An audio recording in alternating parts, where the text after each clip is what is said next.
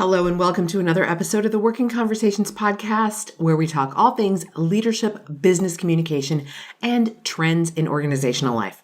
I'm your host, Dr. Janel Anderson. Interestingly, I'm being asked to deliver a program that I developed called Active Listening. Hear what you've been missing more and more these days. It seems that listening is something that's becoming harder and harder for us to do, which is no surprise given the fact that we are living in such a distracted world. It is so hard to tune in and simply listen to someone and give someone the gift of our listening without thinking about what we're going to say next, thinking about how they might be wrong, or thinking about something entirely different from what they're talking about. Now, I'm glad my clients are requesting the program, and today I thought I'd bring you one small but important piece of that program: the barriers to listening. Now, if you've been listening to this podcast for a while, you might remember that I did an episode on listening way back in episode 10. It seemed like now is the right time to revisit that topic. And because I'm only bringing you a small portion of what there is to know about listening in our short 15 to 20 minutes together today, you can absolutely expect to get another episode with even more listening techniques at some point in the future. I don't know exactly when that is, but I would expect it to be sometime in early 2023. So let's dive into those barriers for listening. And as we talk through this today, I want to invite you to think about two different types of barriers to listening. Those that are external, coming from outside your head, and then those that are internal, coming from absolutely inside your head. And so we'll talk about them in sequence. First, the external barriers to listening, and then the internal barriers to listening. There are 5 major external barriers to listening. The first one is simply noise. Now, I know that many people appreciate white noise.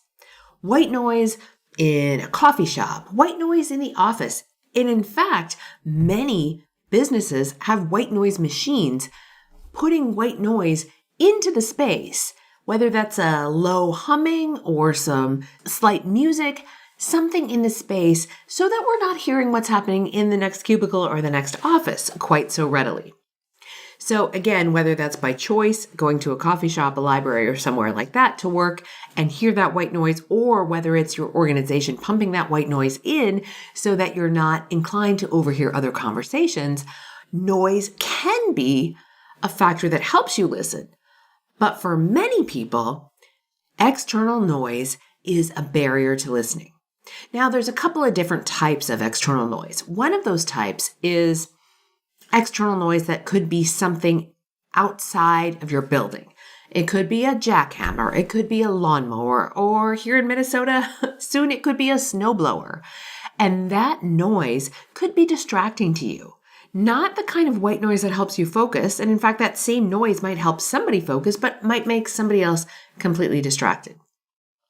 A couple of other kinds of noise that may get in the way of your listening are alerts on your phone or your computer. So if you've got your email system, whether that's on your phone or on your computer, set up to chime or ding or bing or buzz at you when a new message comes in, that can be a distraction when you're having an interpersonal conversation with somebody else and you're trying to listen to them. Because inevitably, the human mind is going to go to, well, what was that message? And is that important? And do I need to be focusing on that instead of what I'm focusing on right now? So those alerts can certainly be a distraction. Those noises can take us off of our listening game and have our mind go somewhere else. But that comes from an external source. Another type of external noise that can get in the way is, in fact, other people's conversations. Now, some people appreciate having those other conversations in the background, and they are just a simple hum of background noise. But for other people, they get hooked on listening to those other conversations that might be within earshot, and that takes them away from listening to the conversation at hand, the one that they are supposed to be part of. So noise is the first external barrier. The second external barrier is visual distractions. If you sit somewhere where you have access to a window or a hallway or a conference room and you see the comings and goings of other people, that visual distraction can really take you off your listening game when you are meant to be talking to and listening to somebody else. It can happen in the home office where you're looking out the window, and whether you see your dog, a rabbit, the neighbor, or some snow falling, or some rain falling, or even just a beautiful day outside your window, that can be a visual distraction. And again, if you are in the co-located shared office space, you might see other people, things, and interactions that are within your field of vision that are distractions and take you off your listening game for the conversation that you should be listening to. So that is your second external barrier to listening, visual distractions. The third barrier to listening that comes from external sources is your physical setting. If you're not comfortable, let's say you have an uncomfortable chair or it's too cold or too hot in your office, those external barriers, that physical space can really have an impact on you being able to focus on the person who is in your space that you should be listening to. So that's the third type of external barrier, your physical setting, when something is uncomfortable. The fourth external barrier is objects. Now, these objects could be things on your desk or on your person. Now, some people will fidget with their glasses.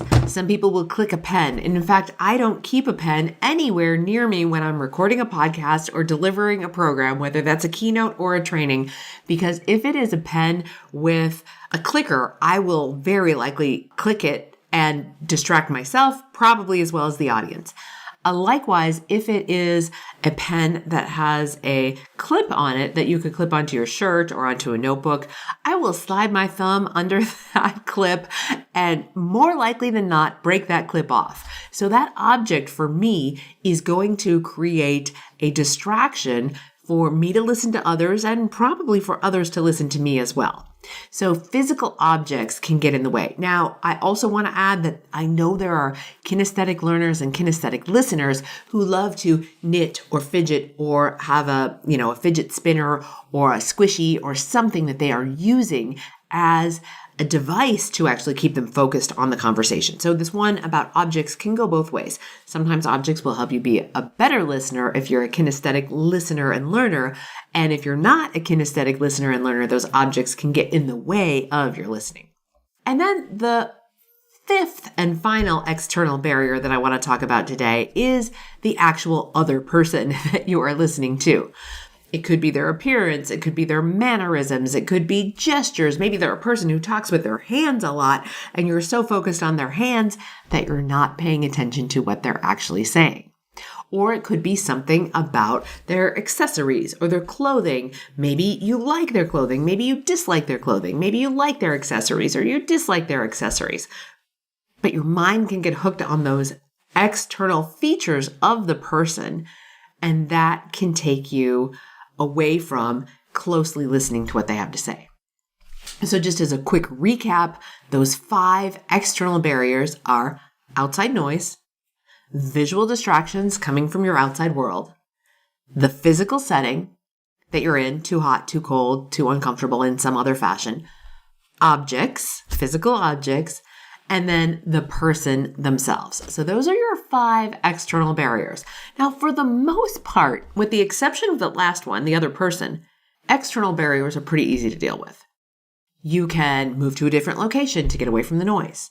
You can move to a different location or close your blinds to get away from that visual distraction if you're looking at something outside of your current physical environment. If you've got a physical setting issue, it's too cold, it's too warm, you can either adjust the thermostat or you can add another layer, subtract a layer, and so forth to make yourself more comfortable in that physical setting so that you can pay closer attention and listen better.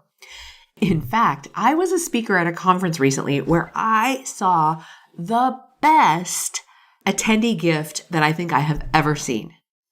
It was a blanket. It was a blanket and it was rolled up like a burrito and it was branded with the association that was sponsoring the conference, the association that had hired me to be a keynote speaker there. And if you've attended a conference, pretty much at any time in your life, you know how cold those conference rooms can be in hotels.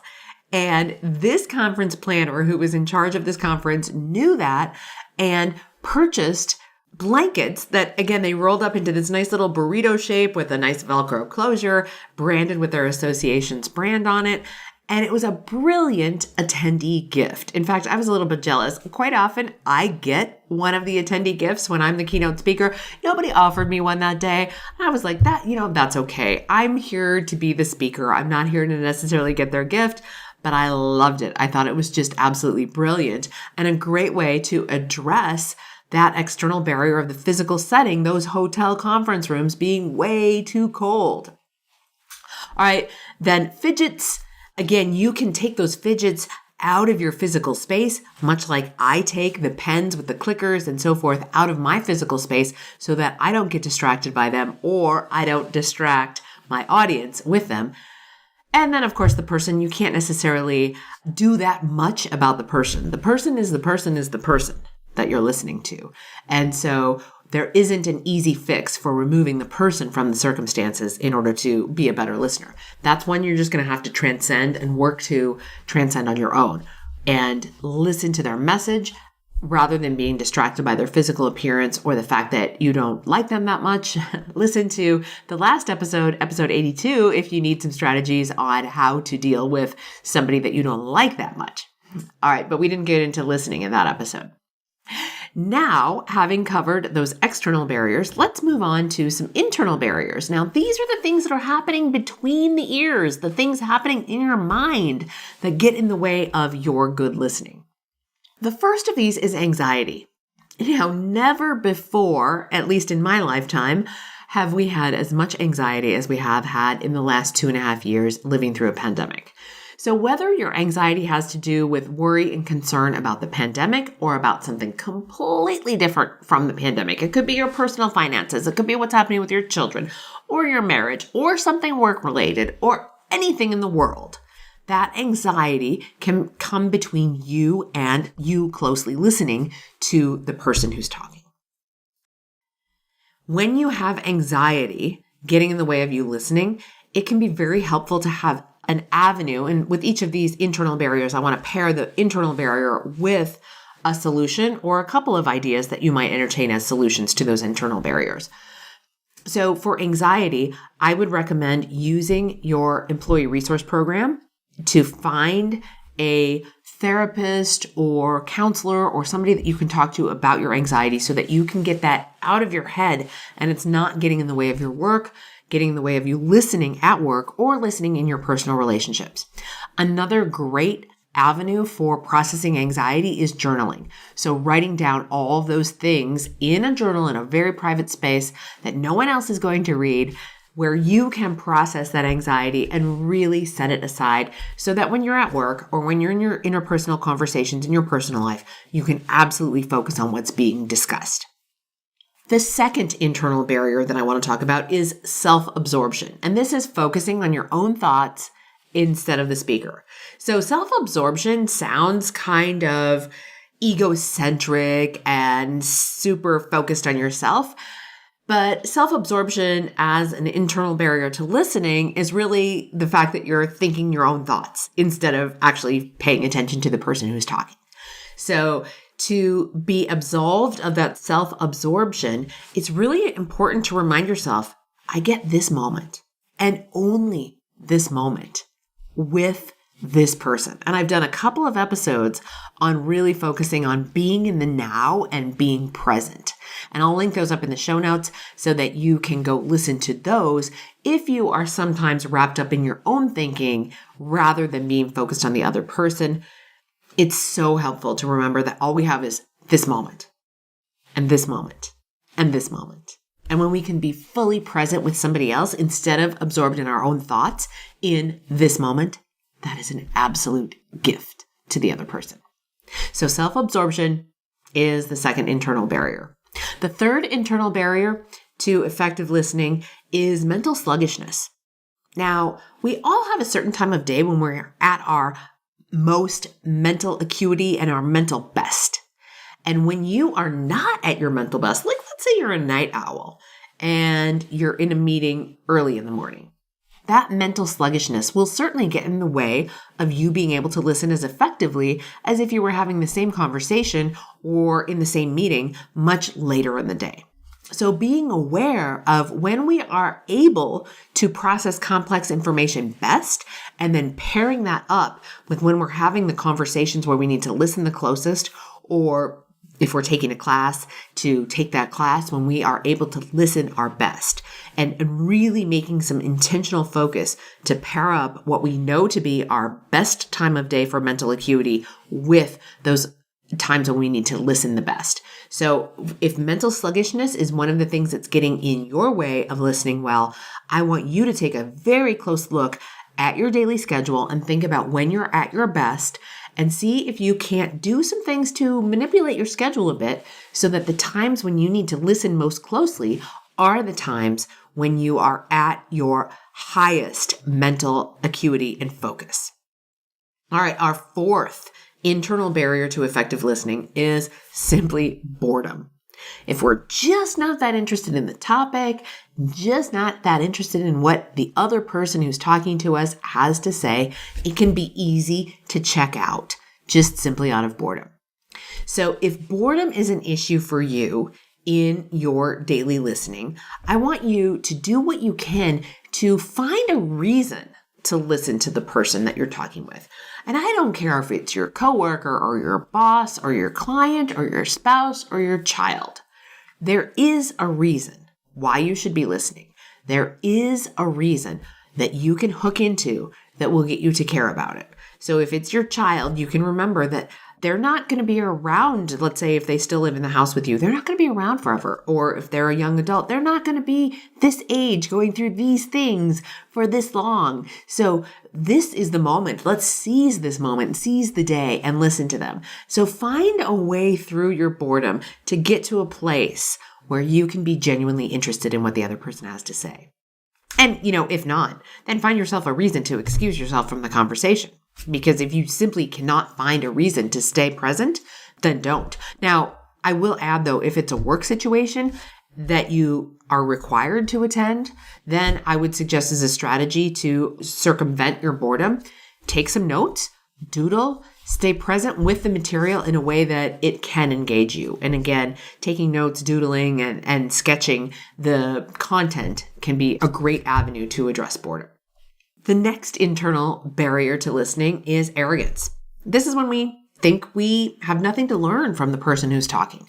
And again, this could transcend work and could be in your personal space. Likewise, it could be in the workspace.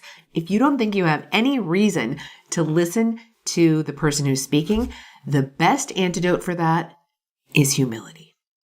Remember that we don't know everything. We don't know all the angles, even if we have some of the same subject matter expertise. The other person who's talking is going to come at this from a somewhat different perspective than we are. So set aside your arrogance and dig deep sometimes. Sometimes we need to dig deep to find that humility, to recognize that we don't know everything so that we can really be present with the other person. The sixth reason that we sometimes have an internal barrier to listening is something called cognitive dissonance. And this is when what we're hearing from the other person is in conflict with something that we already know. And so if we're hearing somebody say something and we're like, I don't think I believe that, we're running everything they say through the filter of what we already know or what we believe we already know, and assessing whether or not what they're saying is true or holds truth for us. And if something that they've said doesn't hold true for us, it's quite likely that whatever comes after that is going to be somewhat suspect as well. So if you have cognitive dissonance getting in the way of your listening, what I want you to do is tackle this with sincere curiosity. Just be curious and say, well, I happen to know this, the other person is saying this, these two things seem to be at odds or are not in sync with one another. How can I let that go and just be curious about whatever else they have to say so that later maybe I can circle back and find out if there is veracity and truth to what they had to say, or if perhaps they didn't know what they were talking about. But for right now, I'm actually going to listen to what the rest of the what the rest of it is that they have to say, and then I can make those assessments later. So being present in the moment and committing to yourself to check the veracity and the truth of what they're saying later can help you stay present right now. And the seventh internal barrier that I want to mention is impatience. When the other person's pace or level of detail does not match yours. I often hear this with couples. People will tell me, oh, my spouse wants to tell me all the details of this story, and I just want the high level. Or on the other hand, I might hear from somebody, I wanted to know all the little details, and all I got was this like executive summary of what happened. So when the level of detail is off, or the pace, or any number of other things don't match what you as the listener are looking for, your impatience can get in the way of actually listening. And a good rule of thumb for when impatience is getting in the way of listening is to just take a deep breath, remind yourself that you have this moment with the other person and only this moment with the other person, and to really lock into step with what they're talking about and just really be present. Again, going back to one of the other ideas I mentioned when I was talking about self-absorption, the more you can be present when you're impatient, the more you will help yourself transcend your impatience. So as a quick review, the 7 internal barriers to effective listening are anxiety, self-absorption, mental sluggishness, boredom, arrogance, cognitive dissonance, and impatience. As you go through this week, I want you to think about both that list of external barriers to listening that we talked about and this list of internal barriers to listening that we talked about, and see if you can't identify just one, only one, that is an issue for you. And see what you can do to address that one single issue in your listening. Because if you can take on that one issue first and really master that, then you can come back to this list and you can say, well, what's another one that gets in the way for me? Because by and large, these are not all going to get in the way for everybody. But if you can start by tackling one at a time, one of these issues that gets in the way of your listening, you, my friend, are going to be a phenomenally better listener. And being a better listener means being a better employee, being a better manager, being a better friend, being a better spouse or partner, being a better family member. Your listening is like a gift to others. So overcome these barriers to listening so that you can give that gift of listening to the very, very best of your ability and really be present with others.